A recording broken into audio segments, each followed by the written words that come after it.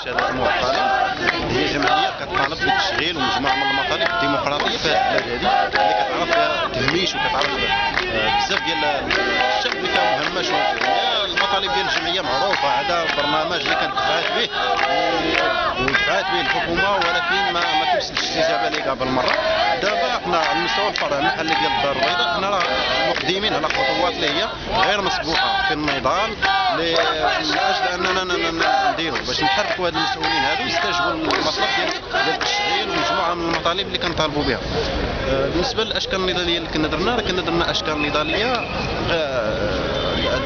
قدام الولايه في بزاف ديال البلايص اللي كانت راقيه، ولكن هنا مستقبلا من بعد ما تنصبات الحكومه ولات المسؤوليه محدوده بالنسبه للمسؤولين اللي ممكن انهم المسؤولين عن الشغل. دونك من هنا لقدام ما علينا الا نقوموا باشكال اللي هي غير مسبوقه من اجل الانتزاع ديالنا في التشغيل ومجموعه من المطالب الديمقراطيه، وهذا هو اللي غاديين فيه. بالنسبه للمسيره ديال اليوم هي جات خطوه من اجل انذاريه بدنا نقولوا لهذه الحكومه هذه من اجل ان تستجب لنا المطالب ديالنا.